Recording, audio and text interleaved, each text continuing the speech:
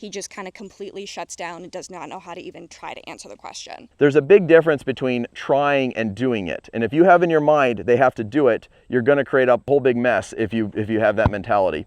If I don't overpressure him, he's not going to be more dramatic about it. What a rock star. Hey everyone, welcome back to another video. We have Amanda here with her horse that, well, I'll let you tell him about it. So tell me kind of why you wanted to bring him out today and what the challenge might be in the future. So this is Trevor. He is my 11-year-old warm blood. We do the jumpers. He's actually my Grand Prix horse. But we just bought a property that's 15 minutes down the road from here that has a stream that kind of bisects it essentially, that has a boardwalk and a bridge over it getting to the other half. And I'd really like to be able to take him on the trails, but he in the past has not been very confident about obstacles because I'm not confident about obstacles. And so I wanted to do a good first introduction to obstacles with this horse so that we can conquer the bridge and go on a trail ride. So what would you anticipate him doing if you were to just take him, say you're riding and you went straight to the bridge, what would you anticipate him doing?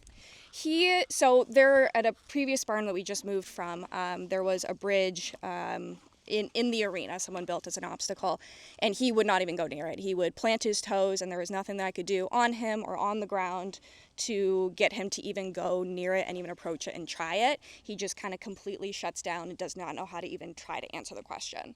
So a jump, he's great. He can answer any sort of technical question we throw him at a horse show, but as soon as it's something he doesn't understand, he just kind of shuts down.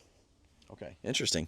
Yeah, so that, especially with the fact that he's so confident with jumping, he's a great jumper, Grand Prix, that's very impressive. By the way, Amanda also has a YouTube channel about the new place. Can you quickly just tell us about that? Yeah, so I started at the beginning of August. There's a few videos from beforehand from horse shows and whatnot, but I put out weekly videos on Friday around noon that kind of documents our projects as we are putting up this farm. We're renovating an old dairy barn. Awesome. That sounds cool. So yeah, we'll leave a link for that in the description below. Head over to her channel and give her a sub. Well, we're going to head to our playground and take him shopping with the obstacles, and we'll see how that goes. Sounds good.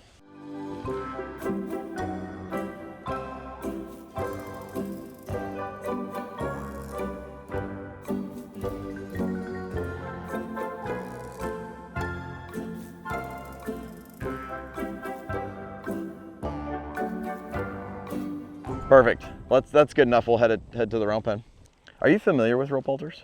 Sort of. So I'm gonna swap it out for a rope halter straight away because I feel like the rope halter it's thin enough that if he pulls or leans on it, it's going to be just enough uncomfortable that it won't last as long as how hard they could pull and how long they could pull against a nylon halter. The other thing I really like about these ones in particular is they have the ring that rotates, so the pressure becomes very specific. Like these have a ring on it, which slides a little bit, but a lot of rope halters don't have that ring. And then the halter shifts like this on their nose as they're changing directions, and then they can get rubs under their jaw. And so the ring has been a game changer. And then a little bit longer rope just to give them a little bit more room. Is my ropes are 12 or 14 feet long.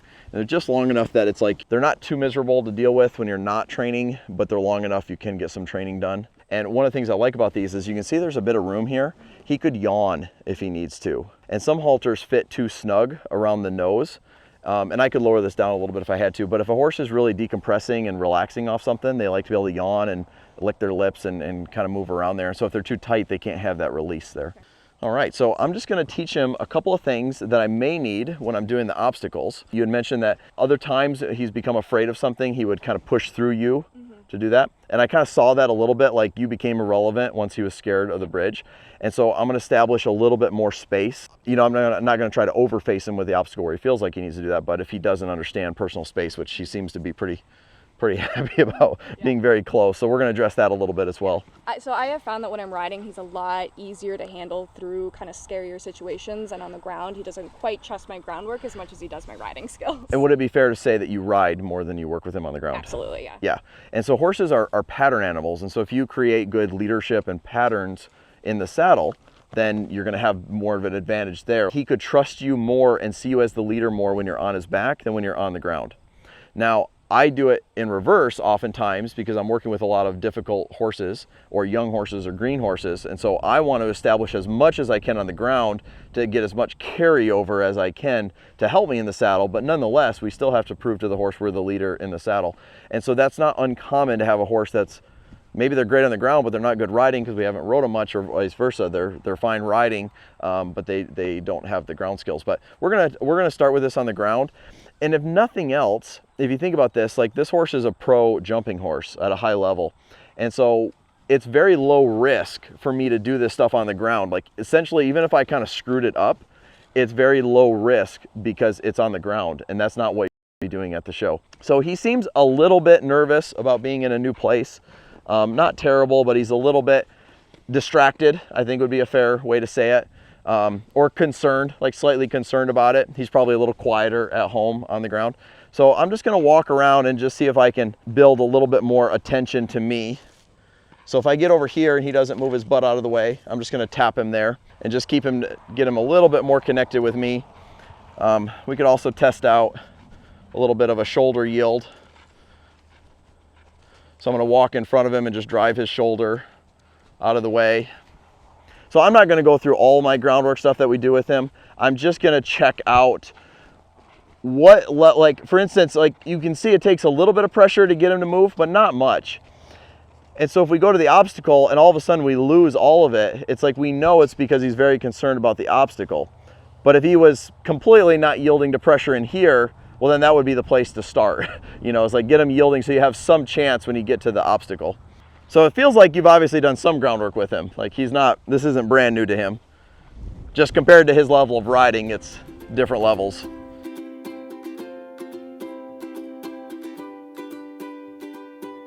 Now I'm just gonna test him what his energy level is at, because he seemed a little elevated out in the playground. So I like this. At first I felt like he had kind of a lot of energy and was really go-y. And this is super quiet, super chill. We're ready to move on. And yeah, and you said he gets kind of more stuck about it, but he looked a little bit more animated when we first walked through it. So what we're gonna do is we're gonna take him shopping. And the whole point of shopping is to take him up to obstacles with no pressure. It's very easy for a human to show up with a list or expectations. And that is not a good way to be with horses. Because if you walk into the session, as you know, sessions are different, right? Someday you could have a great ride and then you could be followed by a terrible ride. And so I do my best to work with the horse where they're at. That's like one of my #1 priorities. So that means when I take him up to obstacles, I want to just first gauge where he's at with it. Like I'm gonna be observing from, he's okay here. As soon as I leave the round pen and approach an obstacle, where's a threshold that he changes states? That's gonna be one of my tells to go, okay, this is our line. And then with that line, does he choose to push through his own threshold and cross it? Or does he choose to start evading it from there? Because if this is our line, then as soon as he goes to here, that's a try, that's improvement. And if we don't look at it that way, if we look at it as they did the obstacle or they didn't do the obstacle, we're missing a whole bunch of opportunities to build connection, build trust, build rapport with them along the way of breaking it into steps. Another example of this would be, let's say you've never trailer loaded them. You take them up to the trailer and they get scared and they jump in, and now they can't get off, and now they won't ever go in again because it scared them when they jumped in. It's like you would much rather them learn to go in step by step versus overcommit. And so with him, that's going to be one of the big things I'm looking for, is to get him to try it without overcommitting and jumping over it, which is why I have some different size obstacles that we're going to do. So let's go ahead and see what we got. So shopping is about understanding where he's at with it, investigating it. Generally me putting no pressure on him by it. So this is a little one. So he kind of looked at it, kind of went around it, and I'll just kind of mill around here. So he's happy to eat grass by it, so not a big deal. So this horse has probably seen a lot of things in his time. Probably going to be concerned more than he's going to be instantly curious. Like he doesn't seem to be too interested in this size pedestal. And so I'm going to move him. I'm going to go ahead and move him away from it. And then we're going to reapproach it. So before I ever make another approach, I always retreat away from it. If I retreat away, then that guarantees me a couple steps towards it. Some people can get stuck on, you take them right up to the threshold and we start adding pressure, and the horse will actually start backing up. And so now we're teaching them the opposite response to pressure. We meant that to mean go, and now it means back up because they were over challenged there. It could be, you see this a lot with like a ditch or a creek crossing or something with trail riders. But if I just retreat 2 or 3 steps, that's all I got to do, and now I can reapproach, and I'm guaranteed a couple of forward steps. Also, by retreating, it's like using reverse psychology. It's like if you put me in a sports car and there's a red button and I get to drive it, but I'm not allowed to press the red button, and as soon as you tell me I can't press the red button, I want to press the red button. And so like that brings up like a little bit of opposition reflex, but in a positive way. And so by telling them go away from it, they actually go, wait a minute, I was looking at that. And that actually brings up curiosity in them. So we can kind of use that to our advantage. So again, that didn't mean anything to him. So we're going to go up to the next level. And so here you can see him avoid it just a little bit. Not too far away, but he kind of looked side-eyed and yielded away from it a touch. So again, I'm going to push him away from it. And then I'm going to redirect him back towards it, but in a way, like I turned my pressure off before we got too close. So there is a little bit of curiosity with it. So that's the point of shopping. It's like you're shopping, you're not buying, you're shopping. You're just looking at things, you're pulling it off the shelf, investigating it, putting it back. And so that's the premise of it. And it's like, why not just take 5 minutes and just show them some things instead of immediately start pressuring them to do it? It's very easy to do that. And it's more human nature to pressure them at it. But now he got curious about it and now we're gonna leave. And so I would say he's a little bit more settled, a little bit better frame of mind now than when you were first leading him through here, because he just got here and we're walking past it. So it'll be interesting to see what his response is to it now. And I purposely set this teeter-totter up where it's slightly weighted on this side. So this side's always like a safe side for me to ride across. It's already down. It's not gonna drop super far. Looks like my scale got a little bit lopsided. But that way I have it aside that I can just go across it with it down before I commit to going over it.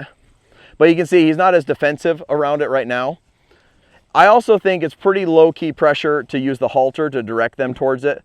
Like there, he just bumped it. You know, it didn't mean a lot to him. Very good, so we got a little try there. So I'm pretty happy with that. So we're gonna go back to the first one. Actually, there's one more obstacle we're gonna do first. This one is made of more dirt and ground, and so it's usually significantly easier, but nonetheless, it gives us more of a bite-size piece to try. Yep. And so again, this just reinforces kind of the pattern that I'm looking for of I want to be able to send him back and forth across it and get a correct response of just go forward, straight over it, and then on the other side, we're gonna yield the hindquarters. And so that's a way for me to reinforce that pattern just a little bit before we go to a harder one. And so there's like a lot of different ways to approach this, but we're gonna try to keep it really simple with him. And the main idea that I'm gonna try to give across is not so much the pattern that I use, but the timing of it, because I think that's where people struggle the most. Occasionally you have somebody that doesn't really want to put any pressure on their horse, and so they're not going to be effective with it. But for the most part, I think people struggle, when do you ask? So right here, he's not by it at all, so I'm going to give him a little ask. He made some level of effort, very minimal as it may be. So I'm just going to yield the hindquarters and accept that, basically. And with this one, you kind of have to tolerate that because it's impossible to control them from going that way over it all the time. But my main goal with this one is for him to put a foot on it. So I love that one. He tried and he went straight instead of trying to avoid it. So this is the timing that I'm talking about. Most people right now would want to go again and ask for more. And I do too. But the rule is I got to retreat 1 or 2, 3 steps before we go again. That's what lets him know I'm not a predator. Okay, so if we get direct lined and we just try to make them do the thing over and over again, that feels just too, that gets them too bound up and they can't process and think through it. But by just retreating away, now there he gave me a not as great a response, but he kind of ran into pressure over there. So I kind of just blocked him when he came through there. Because I didn't ask him to go over there, I asked him to step straight through here. So instead of yielding the hindquarters, I made a little adjustment there. And so I'm going to do that again. So he's over here, instead of yielding the hindquarters, I'm going to block him. And even though it's not on that side of the pedestal, it's in that same mindset that he's in as he's running into pressure there, which will cause him to challenge that process a little bit. And there he thought straight again. Good try. And that's the other secret to this is it's all about building a horse's try. If you can build a horse's try, it's like any obstacle becomes very doable. So they learn to try for you and they learn to do the pattern, and then you can apply it to like anything. But if you get them defensive, so here I'm going to have him back off and not let him learn to push through me there. But if you get them defensive by putting too much pressure on and just always saying go, go, go, that's when they're no longer working with you. And now you have the opportunity to teach them the wrong thing and learn to push through pressure and get worried about obstacles. And that's a lot harder to overcome. Like you said in the beginning, you didn't really try it. You didn't want to teach him the wrong thing. And so I'm not feeling any of that with him. I'm feeling like a horse that just hasn't done this before. But see, here I'm not going to let him push through me. So even though he came forward, I'm going to say pushing through me is not a good option. Good boy. That was perfect. So it looked like I was asking him to go on it, but more or less I was asking him to not go over me. And what's interesting is he could have kept his feet still. He could have leaned his neck over it. Any little thing that indicates to me he's trying, I will accept the first time. Now, if he learned to just go up to it and put his nose on it, and I do that 3 times, and every time I get to the nose and there's no more effort beyond that. Now I'm going to ask him, because I'm saying you're not trying anymore. The try line has moved to here, but you're no longer trying, and so now I'm actually going to ask you to try beyond that. There's a big difference between trying and doing it. And if you have in your mind they have to do it, you're going to create a whole big mess if you have that mentality. And so if you can have that mentality where he just has to do something to give you improvement, but not actually do the thing, and you can break it into a million steps. Literally, he could be standing here and his head goes down. That's going to be a try. It doesn't even have to be the feet moving. And that's kind of the big difference between doing this using psychology versus like, I'm just going to pressure you until I see feet moving, you know, because a lot of people that's their thought process, feet, or there's no acceptance. What I'm going to do from here is retreat off of it. Most people there would want to continue and send them forward off it. But I know that this is a hard thing to get them to stand all the way on without going over it. So my habit is to retreat off of it versus overcommit to it. And because he tried really well there, we're going to move on. So I would always stay there until there's some try, and then I would retreat away. But as soon as they try, I don't like to drill for oil on something. It's like move on and encourage that try. So because he was willing to kind of walk straight up to that position, he gave me his head, but I'm going to back him off there again. I don't want him to learn to push through me.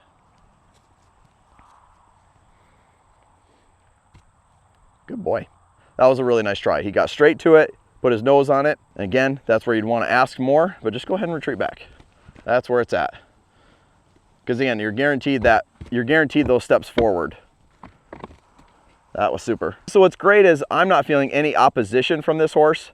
This feels like it could be a weanling out here that's learning it from, like he feels like a blank slate in terms of if I don't overpressure him, he's not going to be more dramatic about it. Now, if he wasn't thinking about putting his feet on it at all, one place that I would release on is even just being straight to the obstacle. So like I will be particular about the position. So like here, we lost the position. So he's going to run into pressure over there, and he's going to run into pressure there. And it's not perfect, but he's straighter than he was. Okay. And so that's an opportunity where you can be particular, and it leads to more of that. He's blowing out, he's relaxed. Because he didn't feel me saying, do the obstacle. It's so human nature, especially if you're late for a show and they won't get in the trailer or something, or you got to wash them and it's 10 o'clock at night and you're at a horse show and they won't go in the wash bay, to get like more forceful about it. But if we can do this when it's like there's nothing else going on that we have to do right now, and when they can feel that low-key intention from us, it makes it so much more palatable for them. And it's like, that doesn't take long. And it's like, I don't have to take him, way over there and do something hard. That was a really good try. Oh, what a rock star. Yeah, you're gonna have no trouble with the bridge at home. So what's your reaction so far? I'm genuinely surprised about how good he's being about all of this. You're genuinely surprised? Yeah. Would you think I'm setting it up in a way that's pretty easy to say yes to, in a very simple way? Yeah, keeping very calm about it, and so your energy's not up, so his energy's not up. Yeah. Sometimes I think I get panicked when he doesn't understand a question. Like, yeah, that's a really good point. So Amanda's saying that she sometimes gets panicked if he's not giving her the right answer right away. And I think that if you were doing something with him that you were very sure about because you'd been there 1,000 times, it would be much easier for you to let the pattern do the work and maintain your composure and not think you got to do it right now the first try. That's it, these obstacles for me. You're right, I've done this with thousands of horses, And so it's like, I know this strategy will work if I just let the pattern do the work, and I don't have to have any anxiety about it missing it the first try. And so if you haven't done obstacles before, or you're doing something new with your horse, what I would encourage you to do is just have patience. And you have to have, like, horses respond super well to positive intentions, positive energy. As soon as you get frustrated, emotional, sad, angry, any of those things, you do not look like a leader to your horse anymore. And so that's not an energy that they want to follow. And so you have to have this, like, endless amount of positivity about it, even when it's not working, right? Because they're not going to respond better to a different type of energy. And so we just have to learn to have that composure with them.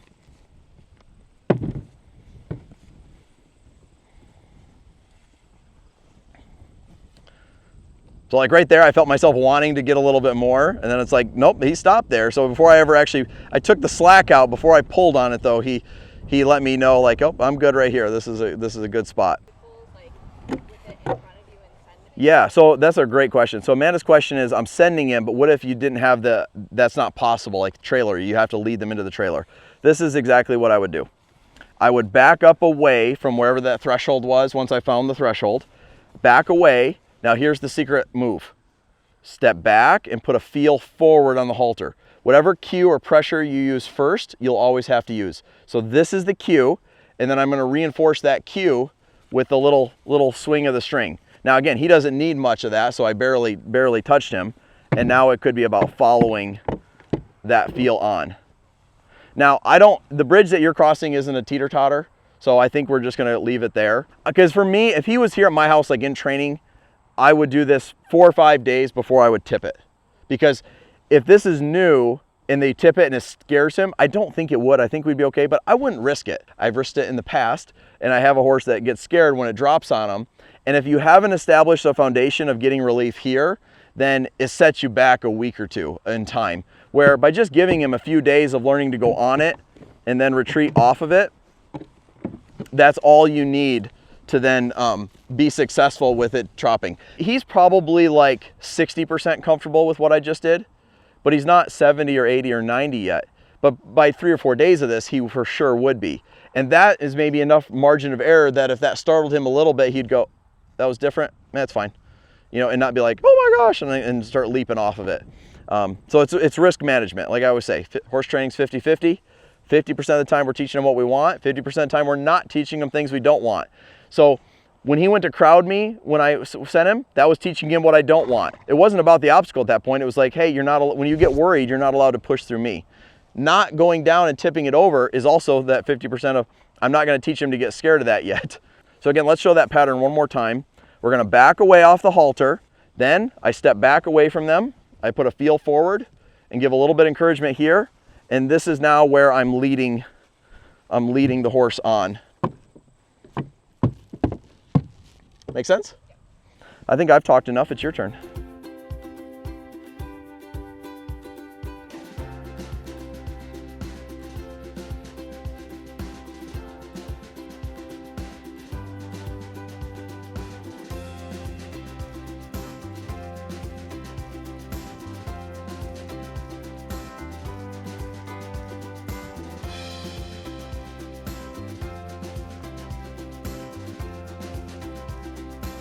Perfect. Very good, Amanda. That's it. That's all you got to do. Nice. So tell me what you think about that. This is crazy. I never thought I'd be able to do this. One thing about the jumpers that I've not liked is that there's not a lot of cross training. And so I have over the years had to add more dressage, and more groundwork and whatnot into my own training because there was big gaps that I found over the years. So being able to accomplish something like this is kind of cool. It's kind of fun. Yeah. Yeah. Yeah. What do you think it would be your biggest takeaway of all the different techniques and stuff that I was talking about?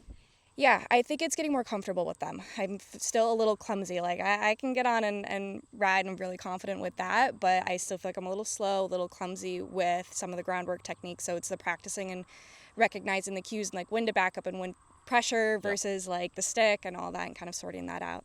Yeah. So one of the things I would share with everybody is you could see that on my Patreon page.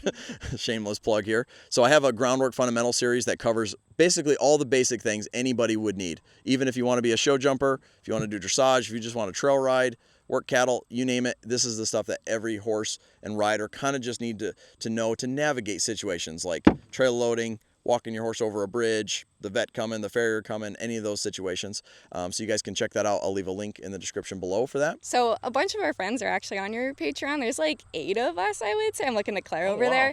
And we've really implemented a lot of your methods into our show jumping and whatnot. We even call, like, when you move your hindquarters, do a Ryan circle.